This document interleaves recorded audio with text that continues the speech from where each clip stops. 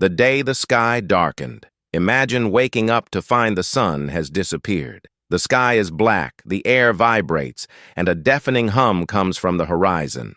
But it's not a storm. It's something far worse. Billions of locusts. They advance like a living cloud, devouring everything in their path. In just one day, they destroy enough food to feed 35 million people.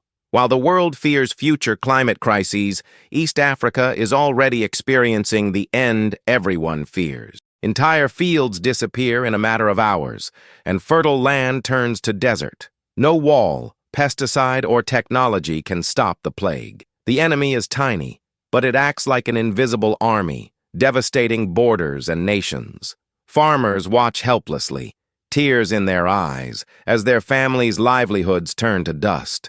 What was once a verdant field is now a sea of destruction. The entire planet observes, bewildered, the return of an age-old tragedy.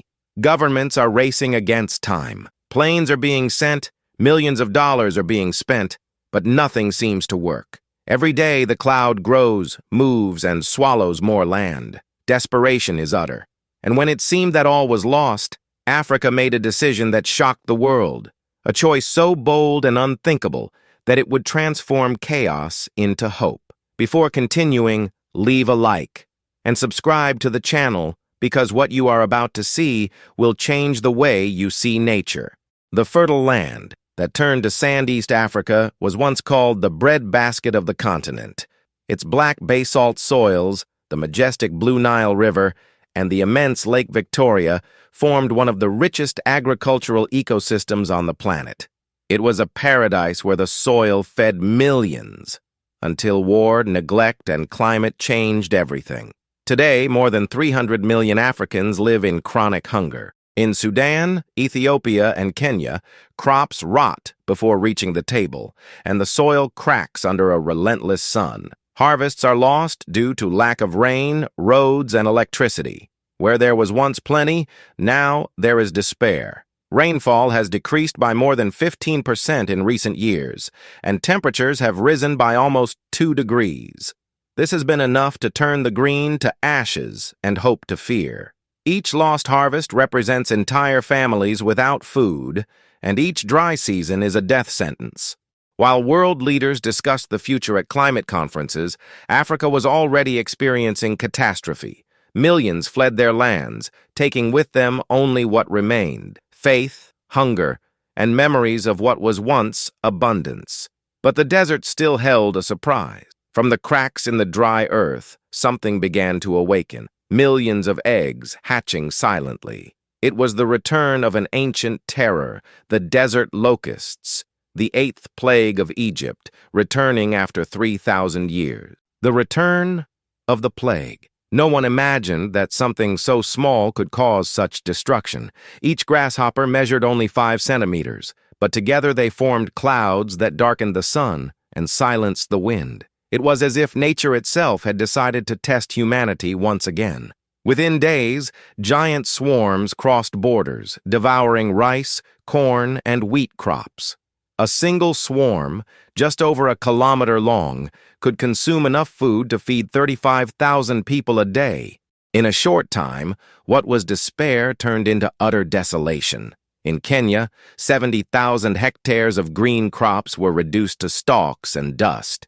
In Ethiopia, 50,000 tons of grain disappeared, grain that could have fed millions of families. And in Somalia, the countryside became a silent desert. Nothing remained but the sound of the wind and the smell of sun-scorched earth. The most frightening thing is that scientists had already warned about this. Months earlier, the FAO, the Food and Agriculture Organization of the United Nations, had predicted the risk of a large-scale invasion. But many countries lacked the radar, aircraft, or technology to react in time. When the first swarms arrived, it was already too late. The enemy could not be negotiated with, could not be stopped. It was an invisible, swift, and unstoppable attack, a war waged between man and nature itself. And at that moment, nature was winning. In the midst of despair, entire communities began to question whether there was still a way out. Was this the end of African agriculture? Or was there a new path hidden behind the disaster? When science loses to nature, the answer came from science, or at least it seemed that it would. The FAO and the British government sent a green biological weapon to East Africa, the Metarhizium acridum, a natural fungus capable of killing grasshoppers without polluting the soil. It seemed like the miracle everyone had been waiting for. In theory, just one drop would be enough to contaminate thousands of insects and spread the disease for kilometers. Hope returned to the farmer's eyes. For the first time, there was a chance to restore balance. But the African reality is harsh. The fungus needed to be stored below 4 degrees Celsius to survive, and in many regions there wasn't even reliable electricity. A third of the storage sites were just metal huts under the scorching sun. Within a few months, hundreds of batches died before they could even be applied. Science, once again, had been defeated by the heat, the distance, and the lack of infrastructure. What seemed like the beginning of a victory became yet another page of frustration. While laboratories were making calculations, the plague multiplied 400 times in just one rainy season. Billions of locusts survived and returned to cover the skies. The enemy now seemed invincible, but it was in this moment of defeat that an idea emerged that would change everything. A solution so simple, so unexpected, that no one would believe it until they saw it with their own eyes. The idea that nobody expected. While governments despaired in meetings and laboratories, the solution emerged from an unlikely place: the people themselves. A group of local farmers and scientists had a bold idea. What if, instead of fighting locusts, Africa decided to use them? It seemed crazy. Turning the enemy into a resource sounded impossible. But researchers knew that each swarm carried tons of pure protein. A single hectare of locusts could yield more food than the same area of livestock. Nature was, in a way, delivering a new source of survival. The plan was simple and ingenious. Capture the locusts, process them, and transform them into protein flour, animal feed, and even nutritional supplements. The insect that once represented hunger and despair could now be the answer to food scarcity itself. Communities began to take action. In Kenya, young people and women gathered at night when the swarms rested and used nets, buckets, and even cloths to collect tons of locusts. Each bag captured was sold to local factories that processed the material. Suddenly, what was once destruction turned into economic activity. A natural disaster began to generate income, jobs, and hope. For the first time in decades, the desert was beginning to offer something in return. But no one imagined how much this idea would grow. What began with a few villages soon caught international attention and would transform the way the world viewed the future of food. The African Protein Revolution. In less than a year, what was despair turned into a continental movement, the so-called African Protein Revolution. It was gaining momentum. Universities, NGOs, and local startups began investing in technology to transform grasshoppers into one of the most sustainable foods on the planet. Research has revealed that 100 grams of grasshoppers contain more iron than spinach, more calcium than milk, and 3 times more protein than beef. From being an enemy, the insect has come to be treated as biological gold. The whole world began to observe what Africa was doing. European and Asian companies became interested. In Rwanda and Uganda, they began exporting locust-derived protein flour to industries producing high nutritional value supplements and animal feed. The product was clean, rich, and inexpensive, and most importantly, sustainable. The environmental impact was minimal. Unlike traditional livestock farming, insect farming did not require hectares of pasture or tons of water. It was an ecological solution born from the climate crisis itself. What began as a disaster has come to be studied as a model of global resilience. Locusts, once a symbol of destruction, now represent the human capacity to transform chaos into opportunity. And while the world watched, Africa proved something few believed possible. Hope can be born even from the ashes of the desert. When the world looked at Africa, what was once seen as a continent of tragedies began to attract the world's attention. Journalists, researchers, and investors flocked to Kenya, Ethiopia, and Uganda to understand how Africa had managed to transform a natural disaster into a sustainable revolution. It was a historic turning point, the moment when the continent ceased to be a victim and became a protagonist. The images were striking. Women, previously unemployed and without prospects, now led entire cooperatives for collecting and processing locusts.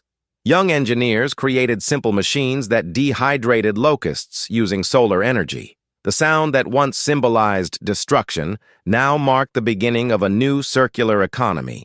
Governments began to recognize the potential. Incentive and microcredit programs were created to support local communities. Factories grew, jobs multiplied, and the desert began to bloom again, not with plants, but with ideas and opportunities. In a short time, African universities began exporting knowledge. Kenyan researchers started being invited to give lectures in Europe and the United States. For the first time, the world no longer saw Africa as a continent in crisis, but as a living laboratory for climate and food solutions. Documentaries proliferated. Streaming platforms showcased inspiring stories of people who had overcome hunger by transforming locusts into food. The images went viral. Millions of people were moved by the strength of a people who, even amidst adversity, had found a way to rewrite their destiny. And so, quietly, Africa gave the world a powerful lesson. When scarcity meets creativity, true innovation is born. The green gold of the desert. With growing success, a new race began, not for oil nor for diamonds, but for green gold of the desert, processed locusts. International companies began competing for multi-million-dollar contracts with African cooperatives, and the product gained superfood status. In Nairobi, modern factories sprang up in place of old, abandoned warehouses. Imported equipment blended with local expertise, and the smell of fresh protein flour filled the air.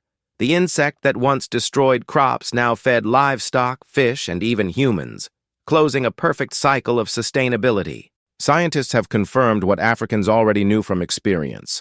Grasshoppers are rich in essential amino acids, vitamin B12, iron, and zinc. Furthermore, raising them consumes 2,000 times less water than raising livestock and emits almost zero greenhouse gases.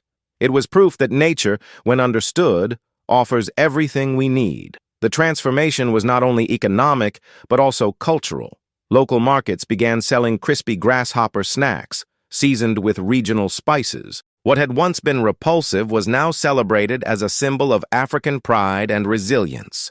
Foreign investors saw an opportunity. In just a few years, more than 40 African startups began producing insect proteins for export. Africa, once dependent on imports, was now exporting technology, food, and hope. And the most incredible thing is that it all began with a simple act of courage, looking at the problem not as an end, but as a seed that, in the desert soil, blossomed into abundance, the food of the future. When all seemed lost, the impossible happened. In the midst of despair, communities began to see locusts not as a plague, but as a chance to survive. It was an idea born of necessity, but guided by the natural intelligence of the African people. If they couldn't exterminate them, perhaps they could turn them into food. And so began one of the most surprising food revolutions of the century. The villages began capturing locusts at night, when the cold made them sluggish and immobile. Families dried them, ground them, and turned them into a fine golden powder, a protein-rich flour capable of sustaining an entire village. What once symbolized destruction now nourished lives. Hunger was transformed into nourishment. The scientists, out of curiosity, decided to analyze that powder, and the results left the world speechless. Every 100 grams of dried lobster contained twice the protein of beef and almost 3 times that of chicken. Furthermore, they were rich in iron, calcium, zinc, and omega-3, essential nutrients in regions marked by malnutrition. Over time, this new green gold of the desert has become a pillar of the local economy. Startups such as The Bug Picture, they started buying the insects from the communities and processing them in factories, transforming tons of locusts into pure protein. What was once biological waste became an export product, but the impact went beyond the plate. The women, the main collectors, gained a new source of income. In one night's work, they could earn the equivalent of a monthly salary. The food that was born from tragedy now also generated dignity. And, for the first time, the world began to see that the future of food might not lie in cattle farms, but rather in the African desert, between the wings of an insect that was once feared. When the plague feeds the livestock, human success soon sparked another idea. What if the same protein powder could nourish animals? The experiment began small, in villages in Kenya and Ethiopia, where farmers mixed lobster powder into livestock feed. The results surprised everyone. The cows produced more milk, the hens laid more eggs, and the goats became healthier. Scientists discovered that insect dust increased production by up to percentage missing, percent animal productivity, and it also strengthened the herd's immune system. It was the perfect cycle. What once destroyed crops now fed the very animals that sustained the families. The FAO confirmed that 1 ton of lobster protein could replace 1.5 tons of fish meal, saving millions in imports and reducing environmental impact. The pest's food source became the engine of a new sustainable economy, but the impact wasn't just economic. The drought had killed millions of animals in previous years, leaving entire communities without income. Now the new food was bringing life back to the countryside, strengthening herds and restoring hope. The desert was producing again. The cycle closed in an almost poetic way. The locusts fed the people fed the livestock, and the livestock sustained the community. Nothing was lost. Everything was transformed. Africa, the continent that once lived in the shadow of scarcity, now inspired the world with a circular model, where even the most feared plague became a symbol of life and renewal. The voice of Africa echoes in the world. The transformation of Africa did not go unnoticed. The entire planet began to talk about the miracle that was happening in the desert. International magazines, such as National Geographic, Time, and The Economist, they published covers with striking headlines, "The Continent That Turned a Plague into Hope." The old narrative of misery has been replaced by a new image: innovation, resilience, and pride. World conferences on climate and sustainable food began inviting African scientists as key speakers. The same voices that had previously pleaded for help were now teaching the world how to survive in times of crisis. Africa was ceasing to be the patient and becoming the doctor. It was a historic and profoundly symbolic turning point. At the UN, global leaders cited the African project as an example of a regenerative economy. The model for capturing and processing locusts began to be studied by countries in Asia, South America, and the Middle East. The whole world wanted to learn how a continent so battered had managed to create abundance amidst the chaos. Meanwhile, in the villages, life was flourishing again. Children were returning to school, markets were bustling with activity, and the once silent fields were once again filled with laughter. The desert remained, but it was no longer a symbol of death. It was a scene of rebirth. The message was clear. The true wealth of a people lies not in what they possess, but in what they do. Creates, in the face of adversity, Africa had shown that innovation is not born in cold laboratories, but in the heat of necessity and faith. And for the first time in centuries, the world looked at Africa not with pity, but with admiration. The lesson the world needed to hear. The story of the African locusts became more than a success story. It became a universal lesson. On a planet threatened by scarcity, climate change, and inequality, Africa had found a way to say, "The solution is not outside, it is within us." Universities began including the African regeneration model in sustainability and social innovation courses.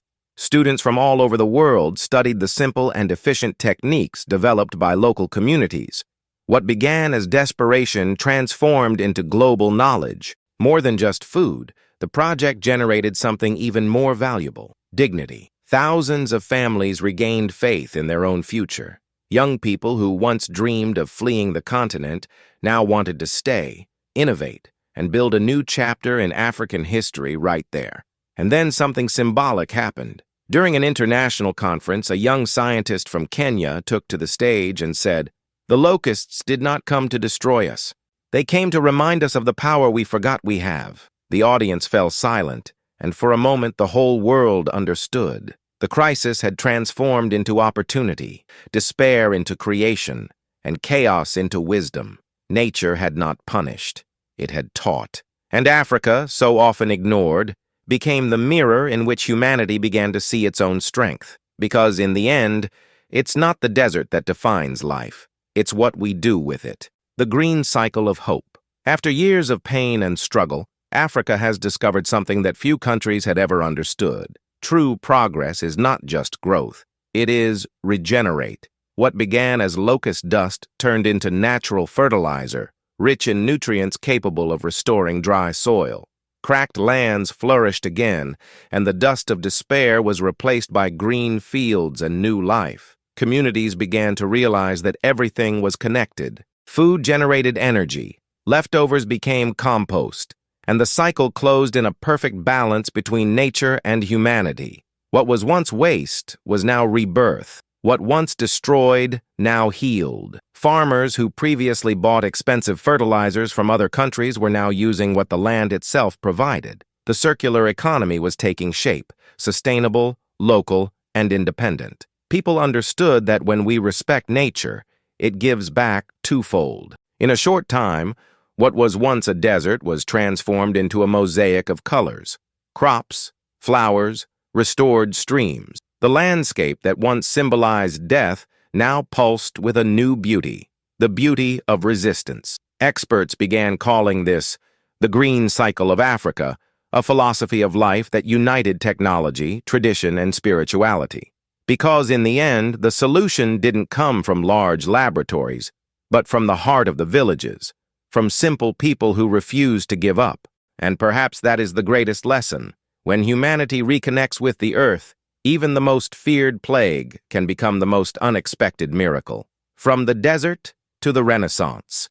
The story that began with fear ended with hope. The continent that was once a scene of famine, despair, and silence was now a symbol of rebirth. The whole world watched Africa not as a victim, but as teacher, the first modern civilization to transform chaos into prosperity. From Nairobi to Addis Ababa, from Mogadishu to Kampala, a new philosophy resonated. Nothing in nature is an enemy, only misunderstood. Locusts have ceased to be monsters and have become masters, and this lesson has transcended borders, inspiring countries, companies, and ordinary people to rethink their relationship with the planet. The cycle that began with destruction ended with balance. New generations grew up learning that every crisis is an opportunity in disguise. Hunger gave way to abundance, fear to faith, and scarcity to creation. In the end, the world understood that humanity's true strength lies not in dominating nature, but in coexist with it. Africa has proven that it is possible to transform pain into wisdom, chaos into prosperity, and desert into a garden. And if this story touched you, remember, before continuing, leave a like and subscribe to the channel, because stories like this deserve to be spread, so that the whole world understands that even in the most arid places, hope can be born. The desert did not win. Life won.